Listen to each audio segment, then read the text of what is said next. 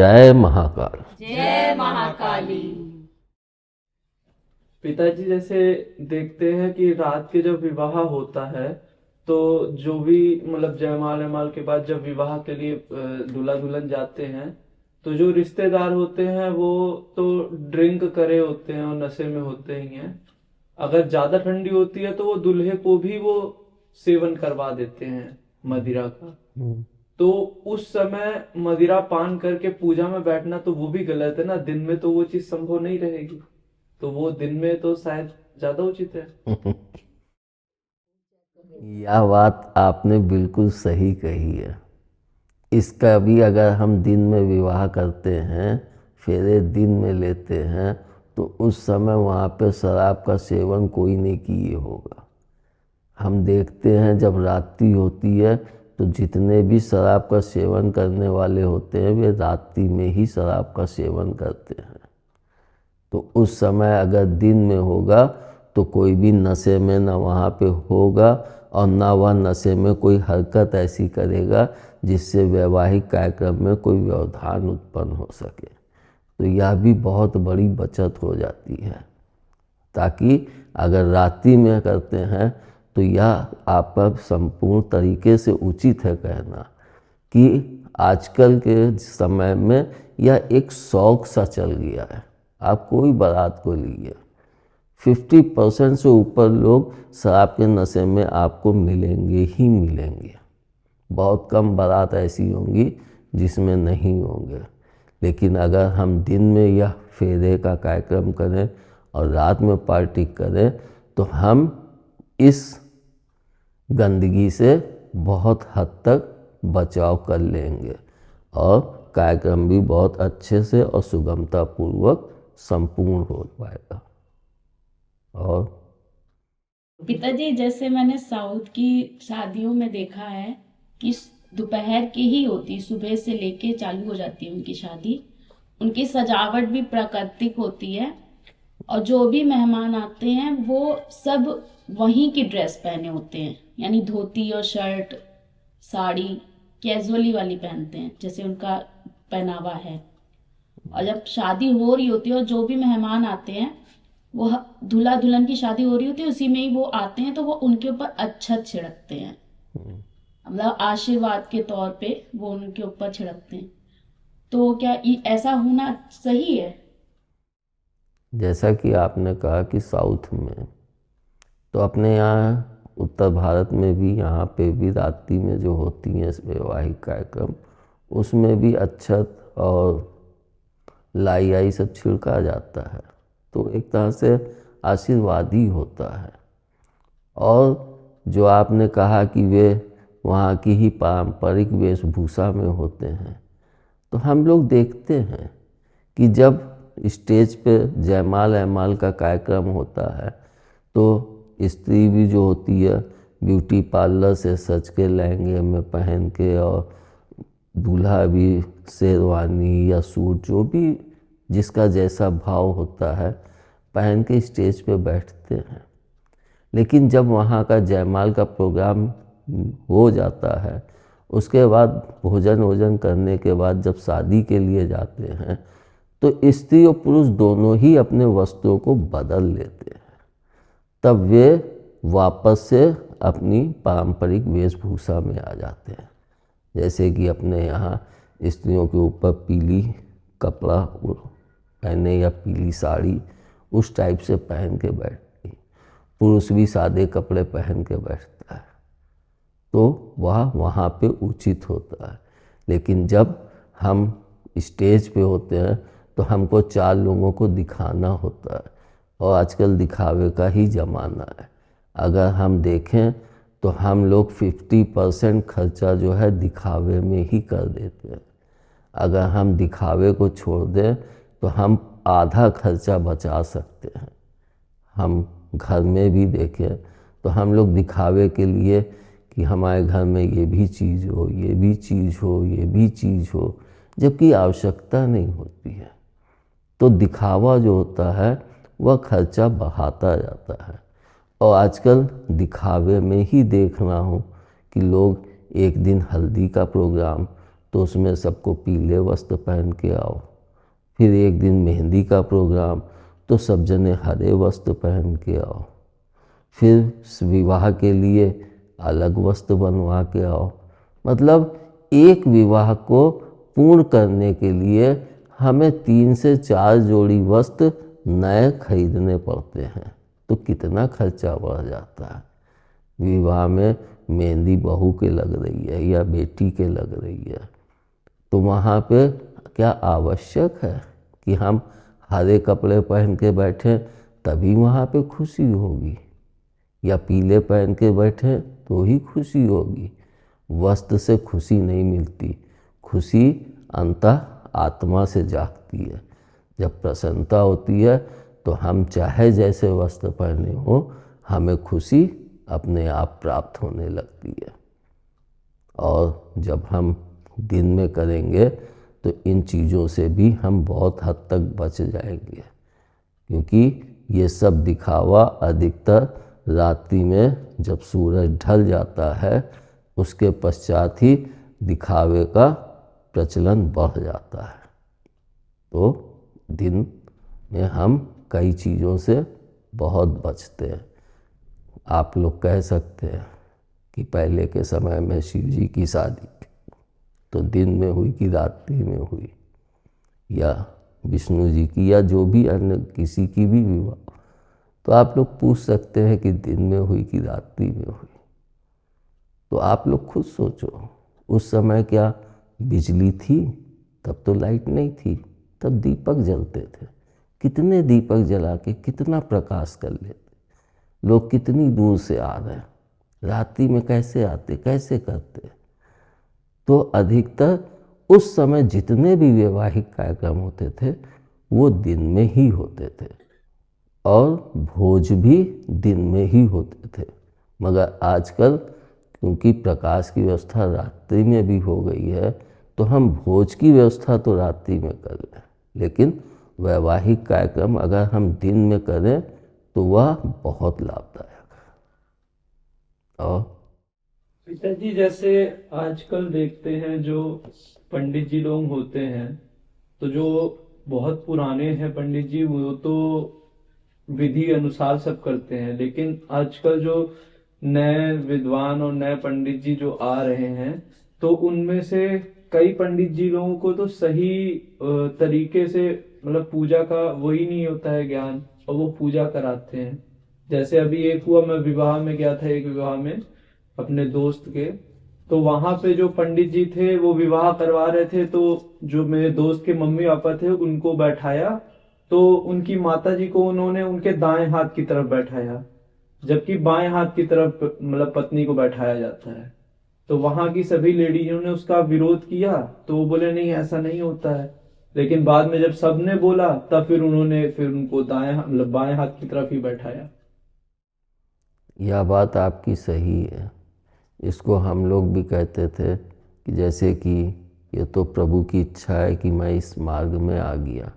न पहले तो मैं भी हलवाई था, मिठाई का काम होता था, तो कह सकते हो हलवाई था। तो हलवाई में क्या होता है कि हम लोग कहते थे कि पोना पकड़ना आ गया, कारीगर हो गए। मतलब एक 3 स्टेज होती हैं, एक लेबर, फिर एक पिछाड़िया, फिर एक कारीगर। तो सबसे कम तनख्वाह लेबर की होती है, फिर उससे ज़्यादा पिछाड़िया की होती है, और सबसे हाई कारीगर की होती।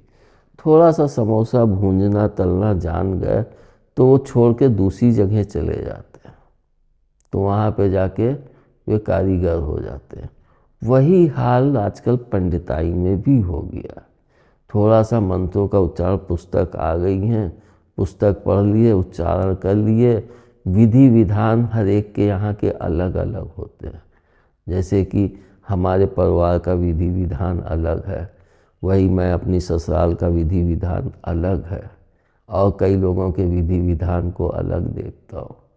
तो हमारा भी कि हमारे घर का ये विधान है, तो वह हमारे जो भी पंडित हमारी तरफ से गए हैं उनको उस विधान का ज्ञान होना चाहिए। लेकिन आजकल सब इसकी माया चल रही है। जिसको देखो धन मिलना चाहिए। अगर आप अच्छे से धन दो तो पंडित भी बड़े खुशी से बड़े उससे अब बहुत अच्छे से विधि पूर्वक करवाएंगे। और वही अगर धन में कमी करके आप ऐसे ही ला के कोई पंडित को बैठा दो तो वे बस माल मिला, हो गया काम, शादी हो गई, जाओ चलो।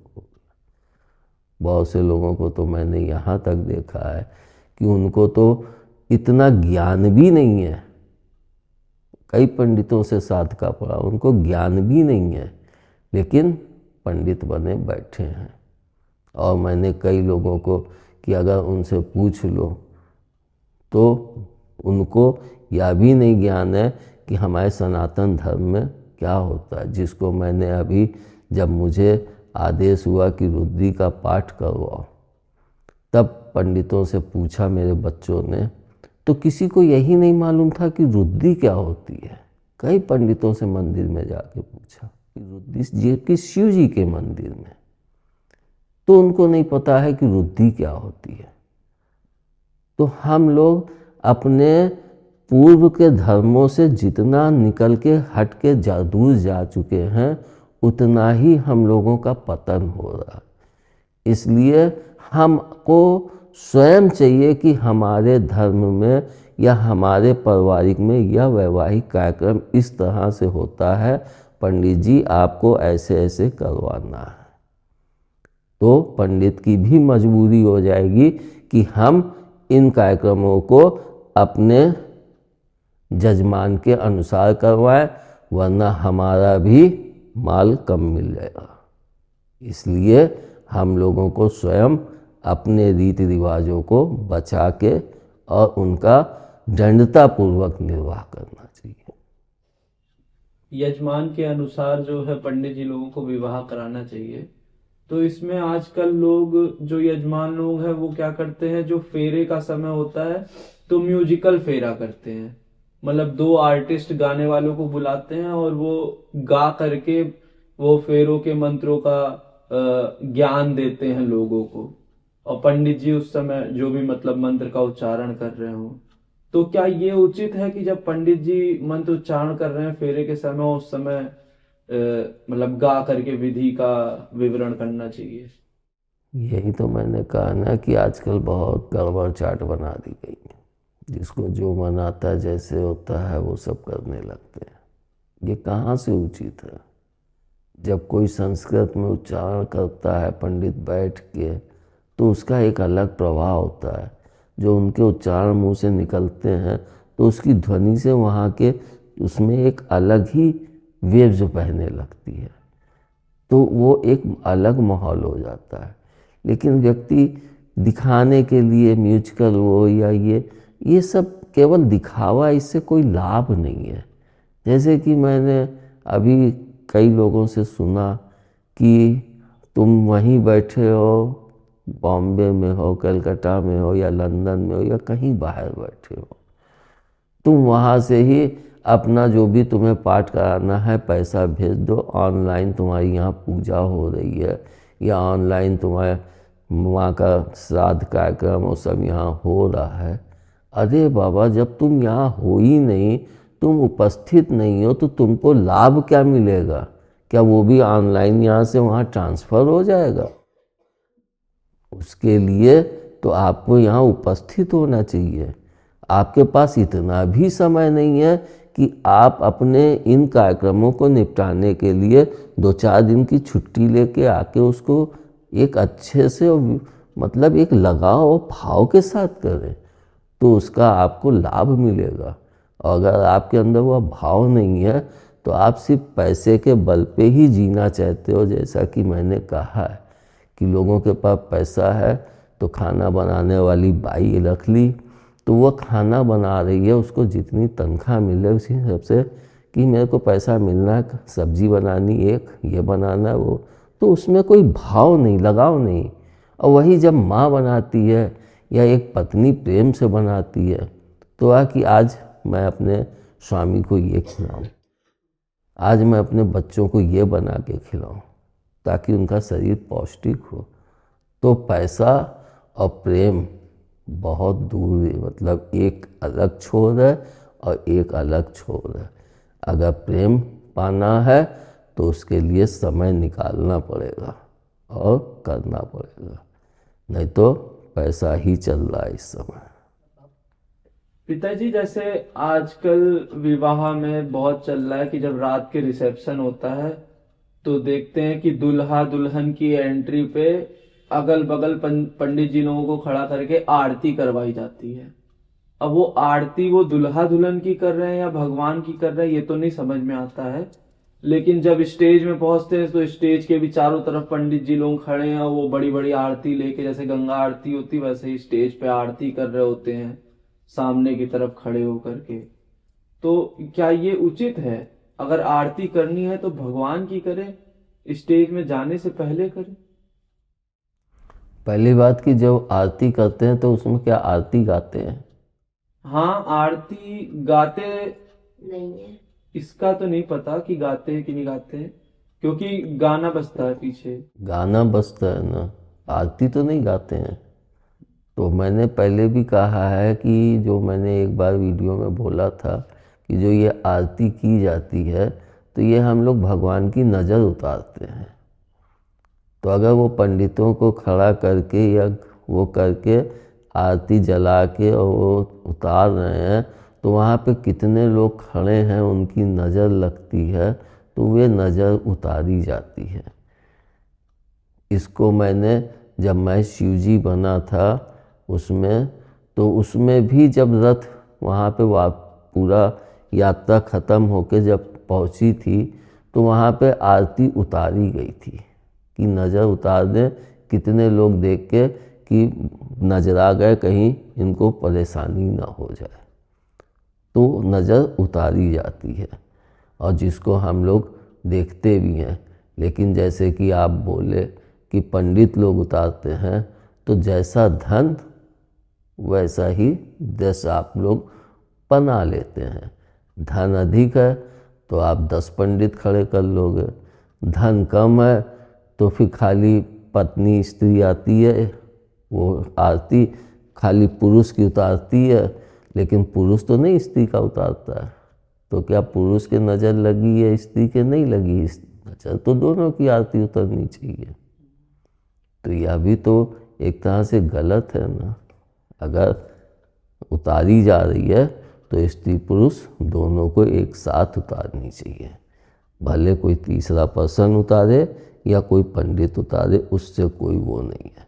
लेकिन अगर वो आरती उतारते समय भगवान का गा रहे हैं कोई आरती, तो वहाँ पे वो गलत हो जाती है। और जैसे घंटा और घड़ी मतलब शंख अंख बजा के आरती कर रहे हैं, मतलब शंख और घंटे की ध्वनि में, तो वो उचित है क्योंकि वो तो एक भगवान के उस पे आ जाता है। बैंड बाजा बजा के कर रहे हो तो उचित है, उस समय तो बैंड बाजा थे नहीं है। शंख क्या है? घोषणा करता है, ध्वनि है, खुशी है? और घंटा घड़ियाल क्या है? उस समय तो तुम्हारे ये ड्रम थे नहीं, तो ये सब चीज़ें उस समय भगवान की आरती में बजते थे। तो जब शादी कार्यक्रम हुआ तो एक खुशी, उसकी जो ध्वनि होती है तो उससे जो गलत आत्माएं होती हैं वो भी दूर भागती हैं। और इसमें एक चीज़ मैं और कहूँगा, मैं बोलने में भूल गया कि दिन में हम तमाम प्रकार की बुरी शक्तियों से भी बच जाते हैं अगर हम दिन में विवाह करें। इसको मैंने कहा कि जितनी भी आप खुद देखते होंगे, जितनी भी बुरी शक्तियाँ होती हैं वे रात में ही ज़्यादा प्रचंड होती हैं। जितनी रात्रि होती उतनी ही वे प्रचंड होती जाती हैं। तो अगर हम दिन में करेंगे तो हम उन बुरी शक्तियों से भी बच जाते हैं। और इसका उदाहरण अगर आप देखें तो कई भूतहे मकान हैं तो उनमें व्यक्ति रात्रि में नहीं जाता है लेकिन दिन में चला जाता है। क्यों? क्योंकि दिन में वहाँ पे जो भी बाधा है वह दिन में प्रभाव नहीं डाल सकती, लेकिन वही अगर हम रात्रि में जाएंगे तो वह हमें वहाँ पे प्रभावित करेगी। इसलिए दिन में शादी अधिक उचित है। पिताजी, आजकल कई शादियों में देखा गया है कि जब दूल्हा दुल्हन आते हैं तो कृष्ण राधा बन के या शिव पार्वती बन के व्यक्ति डांस करता है, तो क्या ये उचित है? उनका मतलब स्वागत करते हैं जैसे। वो उचित नहीं है, ये बहुत गलत है। बल्कि मैंने तो यहाँ तक देखा है एक बारात में कि एक उसमें रथ में लड़की नाचती हुई आई और नोट लुटा रहे हैं। एक रथ में लड़का आया तो नोट ऐसे करके गड्डी पकड़ के लुटा रहे हैं। इस धन के लिए ही तो सब जने परेशान हो, इस धन के लिए ही तो जाने कितने नीच कर्म तुम लोग कर रहे हो। तो उसको ऐसे नहीं लुटाना चाहिए, उसका भी सम्मान करना चाहिए। और कन्या रथ पे बैठ के आती है, अच्छी बात, उसको भी बराबर का सम्मान दे रहे हो। लेकिन वह जब रथ में नाचती है तो वो मेरे अनुसार भोलापन हो जाता है। पुरुष भी जब रथ में नाचता है तो वह भोलापन है। अगर उसे नाचना है तो रथ से नीचे उतर के नाचे, वहाँ पे अच्छा लगता है। लेकिन भोलापन नहीं उचित है। पिताजी, जैसे आजकल देखते हैं लोग विवाह के समय किराए पे वस्त्र ले आते हैं। जिनके पास पैसा है वो लोग भी सोचते हैं कि एक बारी तो पहनना है विवाह में, और ला करके पहन लिए अच्छे से और फिर बाद में वापस कर दिए, तो पूरी जिंदगी रखना ही है, तो क्यों पैसे खर्च करें। तो क्या यह उचित है कि किराए पे वस्त्र ला के पहने?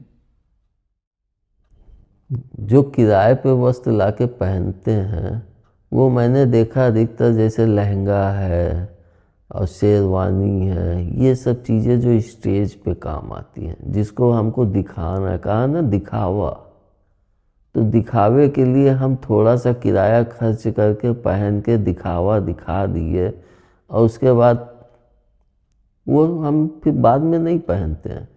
वहाँ तो चलता है। लेकिन जब हमारा फेरे का टाइम आता है, मंडप के नीचे का कार्यक्रम होता है या पूजा पाठ का कार्यक्रम होते हैं, वहाँ पे हमें कोई किराए की चीज़ नहीं पहननी चाहिए। वहाँ पे हमें जो भी चीज़ है स्वयं की हो, चाहे वह जेवर हो चाहे वह वस्त्र हो, वह अपने स्वयं के ही होने चाहिए। पिताजी, जैसे देखते हैं कि लोग कहते हैं ना कि विदाई के समय जब कन्या जा रही होती है तो जो कन्या के घर वाले होते हैं वो एक वस्त्र बिछा के उसमें हल्दी के पानी से बेटी के पैरों की छाप उस वस्त्र में लेकर के रख लेते हैं अपने पास। और जब कन्या दूल्हे के घर पहुंचती है तो वहां पर भी कन्या जो है हल्दी के थाप से कपड़े में पैर बना करके फिर घर के अंदर प्रवेश करती है, और दोनों जगह सिर्फ कन्या के ही पैर की छाप ली जाती है। तो ये क्यों होता है? जैसा कि मैंने पहले कहा है कि कन्या को लक्ष्मी माना गया है।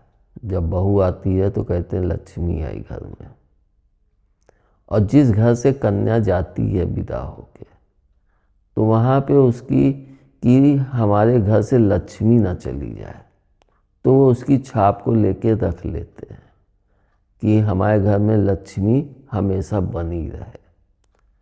और जब कन्या की विदाई होती है तो वह आगे चलते हुए चावल लेके पीछे फेंकती जाती है। उसका मतलब ये होता है कि हम यहाँ की कोई शुभता नहीं लेके जा रहे हैं। जब तक हम यहाँ थे जो कुछ था वो यहाँ का था। अब हम अपने ससुराल जा रहे हैं, अपने पति के घर जा रहे हैं, तो अब हम वहाँ पे जाएंगे तो हमको वहाँ पे शुभता और वहाँ पे जो भी हमारा लक्ष्मी धन वैभव है वहाँ पे फैलाएंगे। तो हम लोग देखते हैं कि जब वह पति के घर आती है तो वहाँ पे उसका स्वागत करने के लिए एक कलश में चावल भर के और रखा जाता है, और एक उसमें हल्दी घोल के रखी जाती है। तो कन्या जो होती है वह उसमें पैर डुबो के और कपड़े में धर के तो वहाँ पे वो अपने पैरों की छाप देती है, और उसके बाद अपने पैर से उस चावल लोटे को जो कलश है उसको गिरा देती है कि मैं लक्ष्मी बन के इस घर में आ रही हूँ और मैं इस घर में शुभता साथ में फैलाने आ रही हूँ। तो उसका ये भाव होता है। और आजकल इस प्रथा को लोग धीरे धीरे भूलने लगे हैं, लेकिन इसको निभाना चाहिए। यह हमें संदेश देता है कि हमारे घर लक्ष्मी आई, शुभता के साथ आई। लेकिन वही हम जब आ जाती लक्ष्मी, तो जैसा कि बताया, फिर धीरे धीरे परिवर्तन आना चालू हो जाता है। लेकिन जब आती है तब तो वह लक्ष्मी स्वरूप ही होती है। ऐसे तो अगर किसी की गलत व्यक्ति के हाथ में वो वस्त्र लग गया तो वो तो उसका गलत भी कर सकता है। तो ऐसे तो फिर कोई भी किसी के साथ भी गलत कर सकता है। तो वो जब आपने छाप ली है तो उसको तो आपको स्वयं संभाल के रखना चाहिए। और अधिकतर तो वह बाद में उस कन्या के ही हाथ में जाता है। पहले तो सास रखती है, फिर तो वह कन्या के ही हाथ में चला जाता है। लेकिन लोग क्या है, भूल जाते हैं। जिस समय आती उस समय छाप लिए, उसके बाद कहाँ कपड़ा धरा है, कहाँ वो धरा है, कुछ नहीं, कोई मतलब नहीं होता। तो उसको अगर किसी के हाथ में, तो उसका वह गलत प्रयोग कर सकता है, उसको बचाना चाहिए। धन्यवाद। जय महाकाल। जय महाकाली।